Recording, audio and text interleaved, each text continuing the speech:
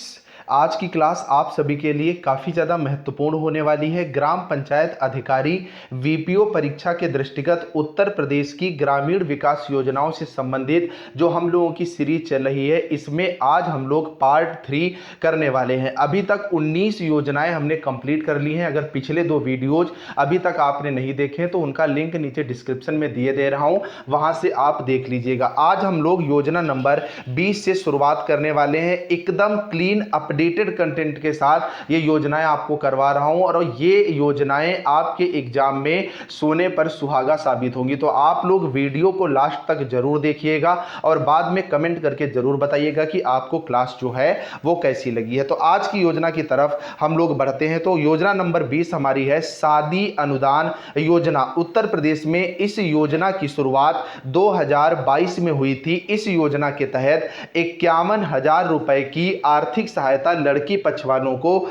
दी जाएगी। इसमें पारिवारिक आय अगर ग्रामीण क्षेत्र की लड़की है तो 46,080 रुपए प्रतिवर्ष और शहरी क्षेत्र के लिए 56,460 रुपए प्रतिवर्ष से कम की आय होनी चाहिए। इस अनुदान के लिए कंडीशन है कि आपके 2 ही पुत्री होनी चाहिए, या एक तो दो से ज्यादा अगर पुत्रियां हैं तो ये अनुदान आपको नहीं मिलेगा। वहीं अगर आप अंतर जातीय विवाह करते हैं, मतलब अपनी कास्ट से अलग दूसरी कास्ट के लड़के से शादी करते हैं, तो ये अनुदान आपका 55,000 रुपए जो है वो मिल जाता है। वहीं अगर सामूहिक विवाह हो रहा है तो 11 जोड़ों में प्रत्येक जोड़े को 5,000 रुपए का अनुदान दिया जाएगा। शादी अनुदान योजना आपके वीपीओ परीक्षा के दृष्टिगत काफी ज्यादा इंपॉर्टेंट है और इसके नोट्स आप लोग जरूर बनाते रहिएगा। इसमें मैंने उतना कंटेंट डालने की कोशिश की है जितना आपके एग्जाम के लिए मोस्ट इंपॉर्टेंट है। अगली योजना है 21 नंबर पे स्वामी विवेकानंद युवा सशक्तिकरण योजना, जिसे आप लोग फ्री टैबलेट लैपटॉप के नाम से जानते हो। UG, PG, BEd, DElEd, ITI जो भी इंटर से ऊपर के कोर्स वाले स्टूडेंट हैं उन सबको टैबलेट और स्मार्टफोन देने का वायदा यूपी गवर्नमेंट ने किया है। इस योजना की शुरुआत 19 अगस्त 2021 को हुई थी। सबसे इंपॉर्टेंट चीज है बजट 2023-24 में इसके लिए 36 करोड़ रुपए का प्रावधान किया है। तकरीबन 2 करोड़ फ्री टैबलेट और लैपटॉप आने वाले 5 सालों में जो है वो बांटे जाने हैं। अगली योजना है मुख्यमंत्री युवा स्वरोजगार योजना। मोस्ट इंपॉर्टेंट योजना है मुख्यमंत्री युवा स्वरोजगार योजना की शुरुआत 2017 में हुई थी। इसमें जो जिसको लाभ मिलना है उसकी आयु 18 से 40 वर्ष के बीच में होनी चाहिए और इसका उद्देश्य जो है वो कम ब्याज पर वित्तीय सहायता है। अगर आप उद्योग के क्षेत्र में नवाचार कोई नया काम शुरू करने जा रहे हैं तो कम ब्याज पर आपको 25 लाख रुपए तक, और अगर सेवा के क्षेत्र में आप जा रहे हैं तो 10 लाख रुपए तक की वित्तीय सहायता कम ब्याज पर सरकार जो है वो आपको प्रदान करेगी। अगली योजना काफी ज्यादा इंपॉर्टेंट है, वर्मी कंपोस्ट इकाई परियोजना। कृषि से संबंधित ये योजना है और आपके ग्राम पंचायत के सिलेबस में कृषि से संबंधित योजनाओं का डायरेक्ट एक टॉपिक दिया गया है। तो वर्मी कंपोस्ट इकाई परियोजना की शुरुआत 13 नवंबर 2017 को हुई थी। इसके तहत प्रत्येक गांव में एक वर्मी कंपोस्ट की इकाई जो है वो लगाई जाएगी। अगली योजना, योजना number 24, advance life support ambulance सेवा। इसकी शुरुआत 13 अप्रैल 2017 को ही 2017 में ही योगी गवर्नमेंट बनी, उसके तुरंत बाद एडवांस लाइफ सपोर्ट योजना एम्बुलेंस की शुरुआत की गई। इसके तहत फोन नंबर जो है 108 रखा गया है। 108 नंबर पर आप जैसे ही कॉल करोगे आपको एम्बुलेंस सेवा आपकी जगह पर मिल जाएगी। इसके तहत 150 एम्बुलेंस जो है वो चलाई गई थी। जरूर ध्यान रखिएगा कि इस योजना की शुरुआत जो है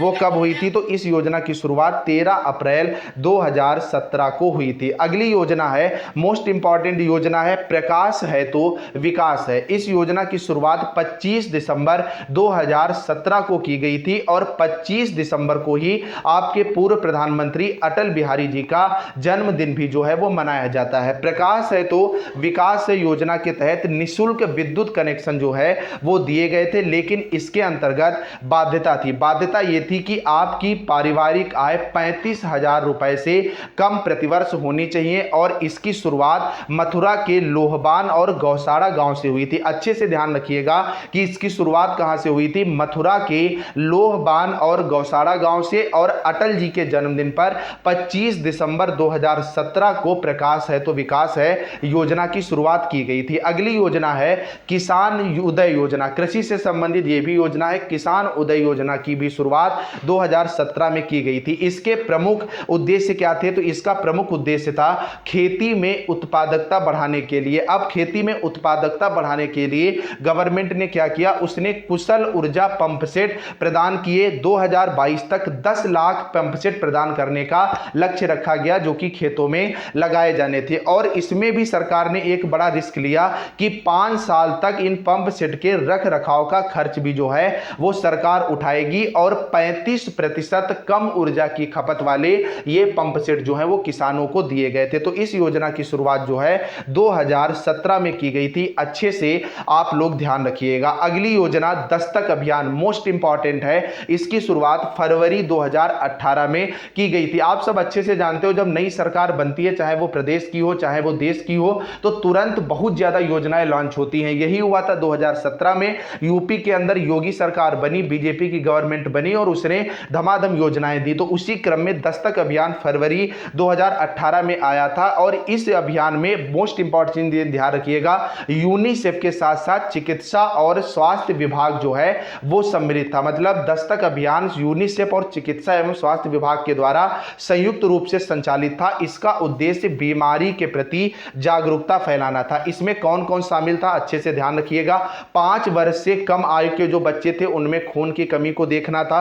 6 माह से जो 5 वर्ष तक के बच्चे थे वो जो गंभीर कुपोषित थे उनके प्रति जागरूकता देनी थी। उनको जो मतलब उनका पोषण उनको प्रदान करना था, उनकी देखरेख, उनकी दवाइयां। इसी तरह 9 माह से 5 वर्ष तक के बच्चों में स्पेशली विटामिन ए की कमी को दूर करना भी इसका लक्ष्य रखा गया था। अगर आप लोग कमेंट करोगे तो इसकी पीडीएफ नीचे मैं टेलीग्राम पर डलवा दूंगा। टेलीग्राम का लिंक नीचे डिस्क्रिप्शन में है। लेकिन आप लोग कमेंट अगर करोगे कि सर पीडीएफ दे दीजिए तभी पीडीएफ आपको मिलेगी। बाकी आपसे एक और रिक्वेस्ट है, आप लोग वीडियो को यार ज्यादा से ज्यादा शेयर करो। इन वीडियोज में काफी ज्यादा मेहनत लगती है। अगली योजना है मुखबिर योजना। मुखबिर योजना की शुरुआत जो है वो 24 जून 2017 को हुई थी भ्रूण हत्या पर रोकथाम के लिए। होता क्या है, जो आपकी गर्भवती महिलाएं हैं वो पहले ही चेक करवा लेती हैं कि लड़का है या लड़की है। ऐसे में लड़की होने पर भ्रूण हत्या होती है। इस भ्रूण हत्या को रोकने के लिए गवर्नमेंट ने मुखबिर योजना की शुरुआत की और इसके तहत जो जानकारी देगा उस पर 2 लाख रुपए का उसे इनाम मिलेगा